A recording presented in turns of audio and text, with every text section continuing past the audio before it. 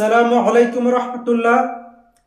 আজকের ক্লাসে আমরা চ্যাপ্টার 5 চক্র গ্রুপ নিয়ে আলোচনা করব, অর্থাৎ সাইক্লিক গ্রুপ। এই চক্র গ্রুপের মধ্যে আমরা আজকের ক্লাসে চক্র গ্রুপের সংজ্ঞা এবং একটা থিওরাম প্রমাণ করব। তাহলে আজকের ক্লাস শুরু করা যাক। চক্র গ্রুপের সংজ্ঞাটা আমরা আগে লিখি, তারপর এটা জাস্ট বলে দিব আর কি, ঠিক আছে।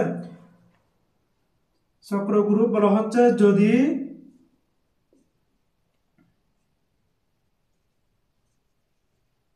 কোনো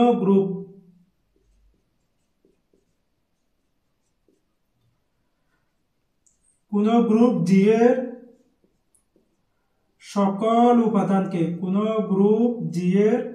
সকল উপাদানকে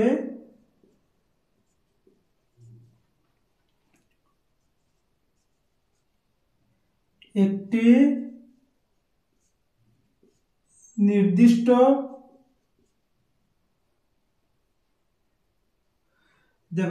যদি কোনো গ্রুপ জি এর সকল উপাদানকে একটি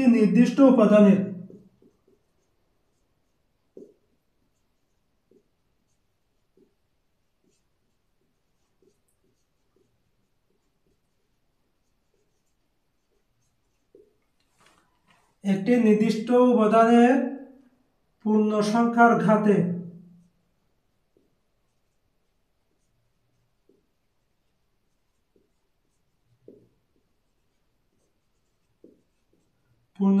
ঘাতে প্রকাশ করা যায়,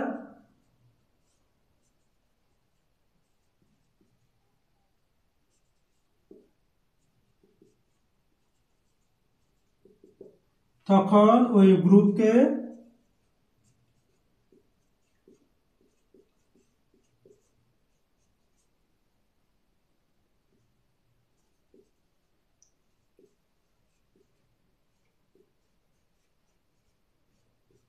চক্র গ্রুপ বলে। এটা হচ্ছে কি চক্র গ্রুপের সংজ্ঞা, ঠিক আছে। যদি কোনো গ্রুপ জি এর সকল উপাদান, অর্থাৎ একটা গ্রুপের মধ্যে যতগুলো উপাদান থাকবে সবগুলো উপাদানকে যদি একটা নির্দিষ্ট উপাদানের, ঠিক আছে, একটা নির্দিষ্ট উপাদানের পূর্ণ সংখ্যার ঘাতে, যে কোনো একটা পূর্ণ সংখ্যার ঘাতে প্রকাশ করা যায়, তখন ওই গ্রুপকে চক্র গ্রুপ বলে, ঠিক আছে। যেমন আমরা যদি লিখি ফর অল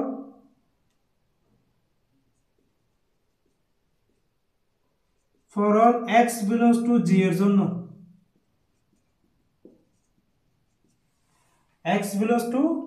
জন্য, ঠিক আছে, অর্থাৎ x হচ্ছে g এর উপাদান, x হচ্ছে কি g এর উপাদান। এই x টা যদি অন্য একটা উপাদানের, ঠিক আছে, অন্য একটা উপাদানের, ধরো আমরা এইভাবে এখানে আরেকটা নিচ্ছি, x a belongs to কত g, ঠিক আছে, x ও a এর মধ্যে রয়েছে, a ও g এর মধ্যে রয়েছে, x ও g এর মধ্যে রয়েছে, a ও কি g এর মধ্যে রয়েছে, ঠিক আছে। অর্থাৎ এরকম অসংখ্য উপাদান g এর মধ্যে কি রয়েছে। এখন আমরা এই x কে যদি এই একটা নির্দিষ্ট উপাদান, না এই একটাকে আমরা কি নির্দিষ্ট উপাদান ধরে নিছি, এরকম অনেকগুলো উপাদান g এর মধ্যে রয়েছে, ঠিক আছে।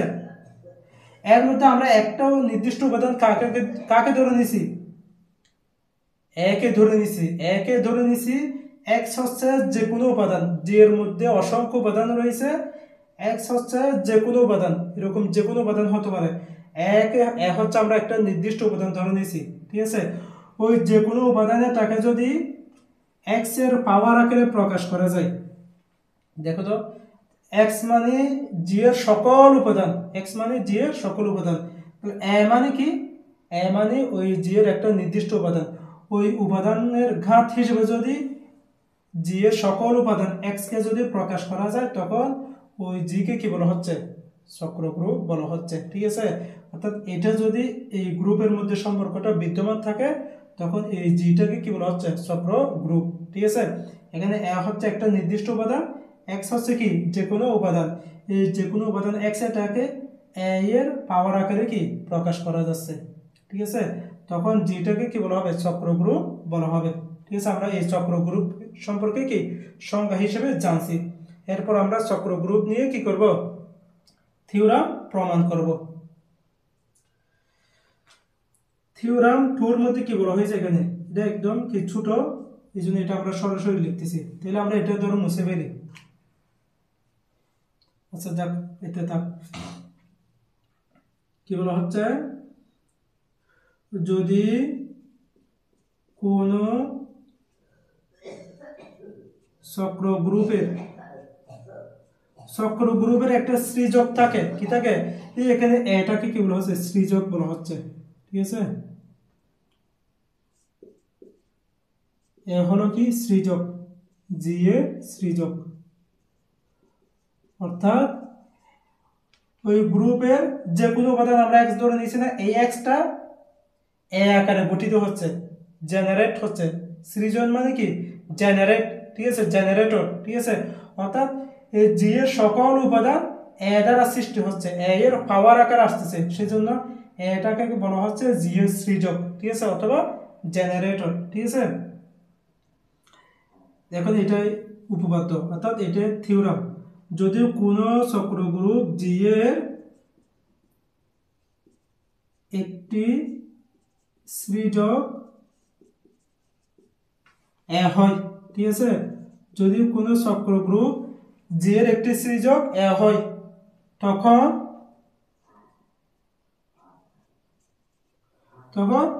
এ ইনভার্স জি এর একটি কি হবে, সৃজক হবে। ঠিক আছে, এটা আমাদের প্রমাণ করতে হবে। এ যদি জি এর একটি সৃজক হয়, তাহলে এ ইনভার্স কি হবে, জি এর একটি সৃজক হবে। এটা আমাদেরকে প্রমাণ করতে হবে।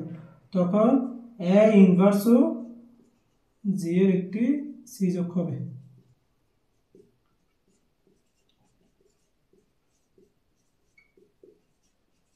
এটা আমাদের কি থিওরাম। ঠিক আছে, এই থিওরামটা আমরা কি করব, প্রমাণ করব।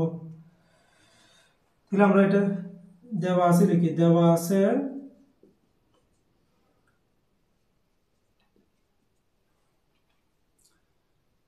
জি এর একটি সৃজক এ, দেওয়া আছে জি এর একটি সৃজক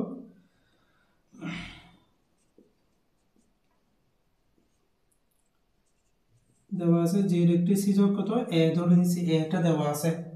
ঠিক আছে, তাহলে আমরা জি এর মধ্যে যে কোনো উপাদান আমরা এক্স ধরে নিচ্ছি, ভালো করে বুঝো। সৃজক মানে কি এ দ্বারা গঠিত হবে, এর পাওয়ার আকারে থাকবে। ঠিক আছে, প্রত্যেকটা উপাদান দেখো এখানে সৃজকটা এ না, তাহলে প্রত্যেকটা উপাদান এক্সটা এর পাওয়ার আকারে আছে না, সেটাই।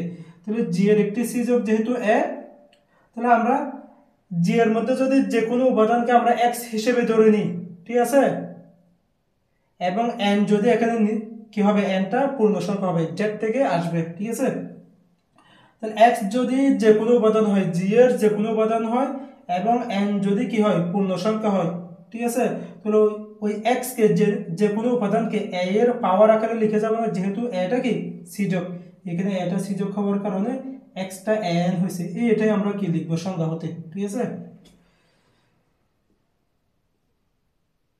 তাহলে তাহলে এক্স বিলংস টু জি এর জন্য এবং এন বিলংস টু জেড এর জন্য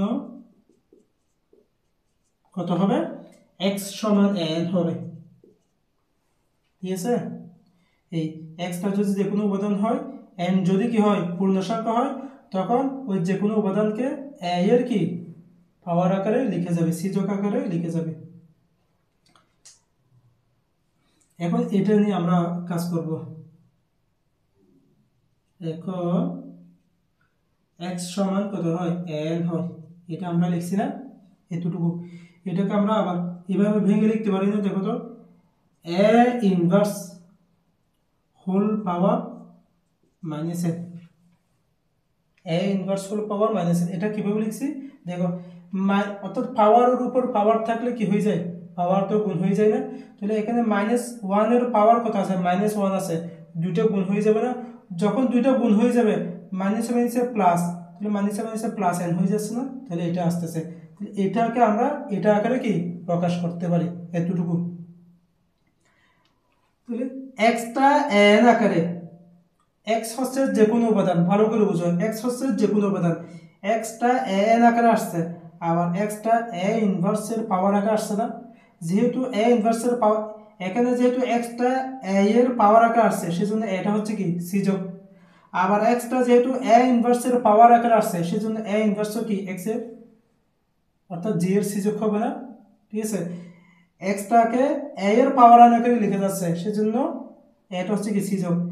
আবার এক্সটাকে এ ইনভার্সের পাওয়ার আকারে লিখে যাচ্ছে, সেজন্য এ ইনভার্স কি হবে, জি এর সিজক হবে।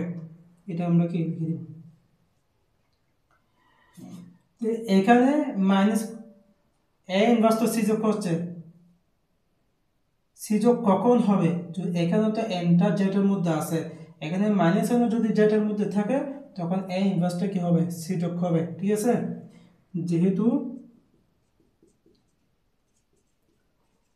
n বিলংস টু জেড হলে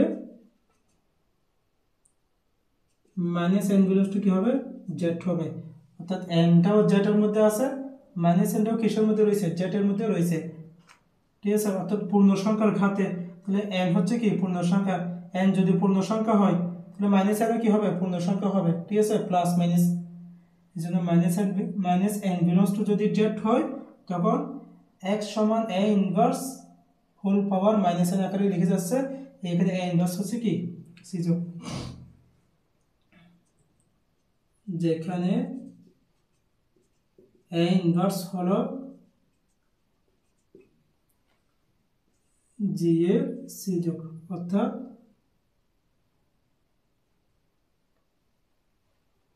সুতরাং জি এর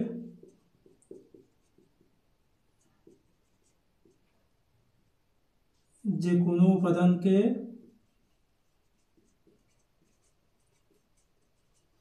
এ ইনভার্সের পূর্ণ সংখ্যার ঘাতে প্রকাশ করা যাবে।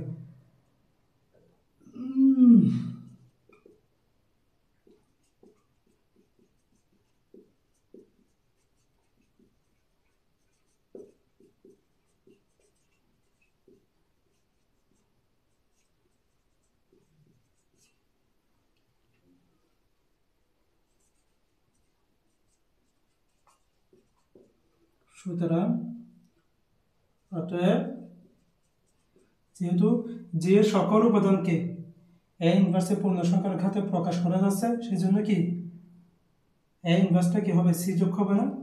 সুতরাং অতএব এ ইনভার্স হলো জি এর সিজক। এটা আমরা কি প্রমাণ করছি, এই এটা যদি সিজক হয় এ ইনভার্সে কি হচ্ছে, সিজক হচ্ছে। ঠিক আছে, তাহলে আজকের ক্লাসে আমরা চক্র গ্রুপের সংখ্যা নিয়ে কি জানছি, এবং এটা কি জাস্ট এক্সাম্পল হিসেবে কি দেখে দিছি। এরপর থিওরাম টুটা আমরা কি জাস্ট একটা কি ছোট্ট থিওরাম, ঠিক আছে, এটা বুঝে প্রমাণ করছি। তাহলে আজকের ক্লাস এই পর্যন্ত। আসসালামু আলাইকুম রহমতুল্লাহ।